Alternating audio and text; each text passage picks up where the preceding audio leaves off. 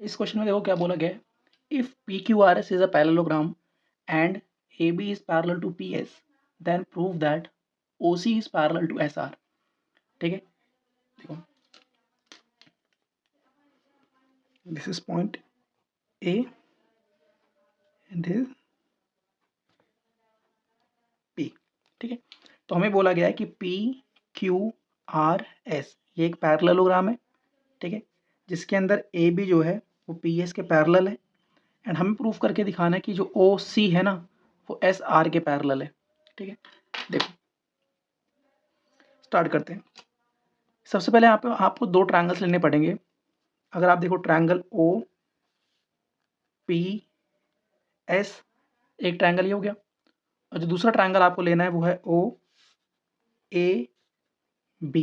ठीक है, इन दोनों ट्रायंगल्स को लेंगे और इनको हम सिमिलर प्रूफ करके देखेंगे। So in triangle O P S and triangle O A B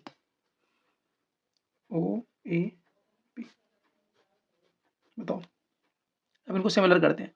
तो पहली बात कि ये जो एंगल है ये दोनों ट्रायंगल्स के अंदर कॉमन है, तो मतलब angle P O S is equal to angle A O B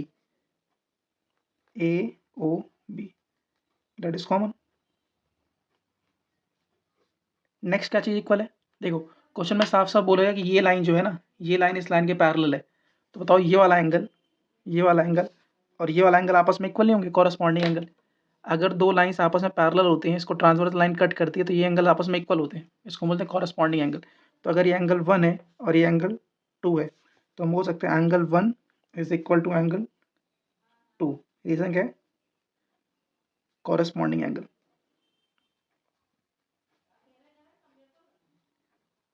ठीक है, इसी तरह से ये वाला जो एंगल हो जाएगा ये इस वाले एंगल के इक्वल हो जाएगा, कॉरस्पॉन्डिंग एंगल।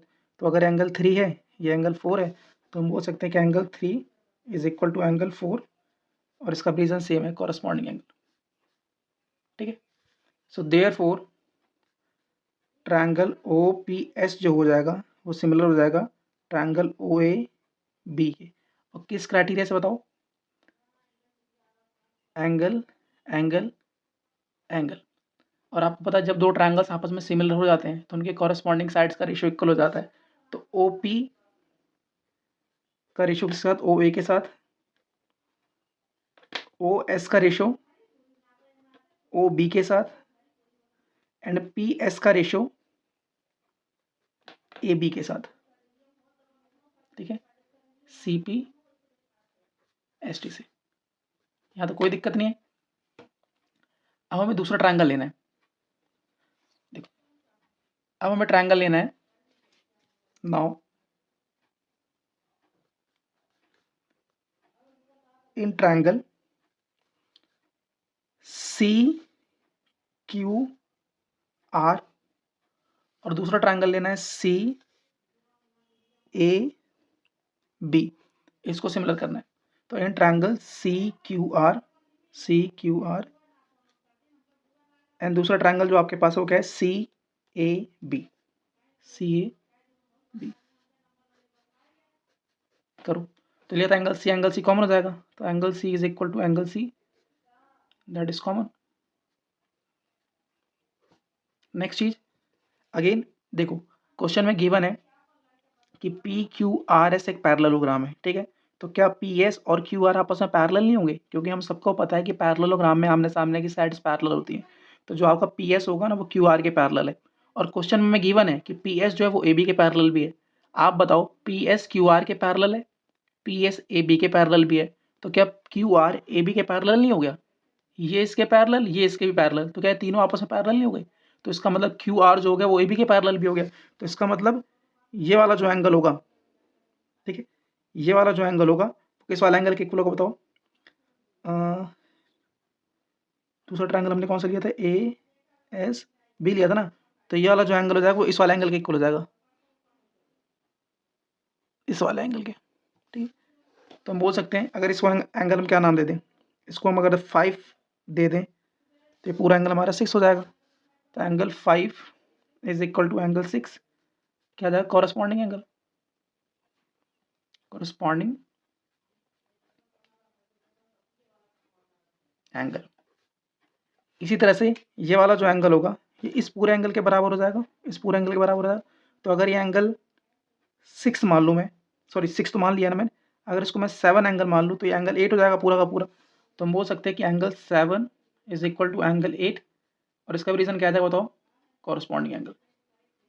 ठीक है, so therefore triangle C Q R जो हो जाएगा वो आपका सिमिलर हो जाएगा ट्रायंगल सी ए बी के। अगेन किस क्राइटेरिया से, एंगल क्राइटेरिया से। ठीक है, देन अगेन वही कॉरस्पॉन्डिंग साइड्स का रेशियो इक्वल हो जाएगा। तो सी क्यू जो हो जाएगा वो हो जाएगा सी ए के इक्वल टू सी आर जो हो जाएगा वो हो जाएगा सी बी के। ठीक है, और जो क्यू आर हो जाएगा वो आपका हो जाएगा ए बी के, सी पी एस टी। यहाँ तक आई थिंक किसी को कोई दिक्कत नहीं है। अब देखना ध्यान से, देखो अच्छा आप बताओ, पी क्यू आर एस एक पैरेललोग्राम था, और पैरेललोग्राम के अंदर आमने सामने की साइड्स क्या होती हैं, इक्वल होती है ना। तो क्या पी एस की जगह पे मैं क्यू आर लिख सकता हूँ, या क्या मैं क्यू आर की जगह पे पी एस लिख सकता हूँ? बिल्कुल लिख सकते हैं भाई, पैरेललोग्राम में आमने सामने की साइड्स क्या होती हैं, इक्वल होती हैं। तो क्या इस क्यू आर की जगह पे, क्या इस क्यू आर की जगह पे मैं ऐसे लिख सकता हूँ? देखना ध्यान से, क्या इस क्यू आर की जगह पे, इस क्यू आर की जगह पे हम क्या लिख देंगे बताओ, सी क्यू अपॉन में C A equal to C R upon में सी बी, और यहाँ लिख देंगे हम क्यू आर के यहाँ पे क्या लिख देंगे, P S upon A B. यहाँ तक किसी को कोई दिक्कत? अब देखो ध्यान से, यहाँ पे पी एस अपॉन में ए बी जो है वो C R upon C B के बराबर है। यहाँ पे P S upon A B जो है वो O S upon O B के बराबर है। तो अगर इसको मैं फर्स्ट मान लूँ और इसको मैं सेकेंड मान लूँ तो क्या लिखता हूँ, from first and second, from first and second जो ओ एस अपॉन में ओ बी जो हो जाएगा वो इक्वल हो जाएगा सी आर अपॉन में सी बी के। तो यहाँ तक कोई दिक्कत? P S upon A B यहाँ पे इसके बराबर है, यहाँ पे P S upon A B इसके बराबर है। तो क्या ये दोनों आपस में इक्वल नहीं हो जाएंगे? कोई दिक्कत नहीं है ना। अब देखो ध्यान से, यहाँ पे हमारे पास आ गया ओ एस अपॉन में ओ बी और सी आर अपॉन में सी बी। अब देखो, अब क्या करो, इसको आप रिवर्स कर दो, इसको मतलब इसको पलट दो। तो क्या इसको और करके मैं ऐसे लिख सकता हूँ, ओ बी अपॉन में O S equal to C B upon C R. कोई दिक्कत नहीं। Now subtract 1 from both side, O B upon O S -1 हो गया, और यहाँ पे हो गया C B upon C R -1 हो गया। एल्स के हम लोग को कितना जाएगा बताओ, O B minus O S upon में O S equal to C B minus C R upon में सी आर। अब बताओ, ओ बी में से अगर मैं ओ एस को माइनस कर दूंगा तो क्या बी एस नहीं बच जाएगा? तो यहाँ लिख सकता हूँ मैं बी एस अपॉन में कितना आ गया, O S equal to C B minus C R, C B minus C R करोगे तो कितना आ जाएगा, बी आर आ जाएगा। सो बी आर अपॉन में सी आर। अब देखो, अगर आप ट्रायंगल, इस वाले ट्रायंगल को ध्यान से देखो, इस वाले ट्रायंगल को, अगर आप इस वाले ट्रायंगल को ध्यान से देखो तो क्या देखो, बी एस अपॉन में O S, B S upon में ओ एस और बी आर अपॉन में सी आर। तो according to converse BPT theorem, BPT theorem क्या कहती थी, बीपीटी थ्योरम ये कहती थी कि अगर हमने ट्रायंगल के अंदर एक लाइन खींची और वो ट्रायंगल के किसी दूसरी साइड के पैरेलल है तो कॉरस्पॉन्डिंग साइड्स का रेशियो इक्वल हो जाएगा। तो ये बीपीटी थ्योरम था।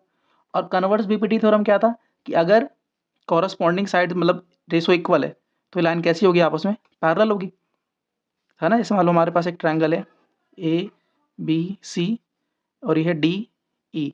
अगर A B upon D B equal है ए डी अपॉन में डी बी इक्वल है, और ए ई अपॉन में ई सी इक्वल है, ए ई अपॉन में ई सी इक्वल है, तो हम बोल सकते थे कि D E is parallel to B C हो जाएगा।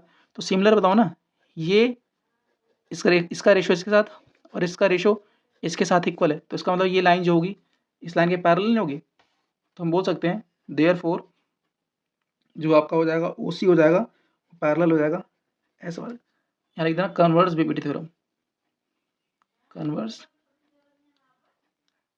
बीपीटी, ठीक है।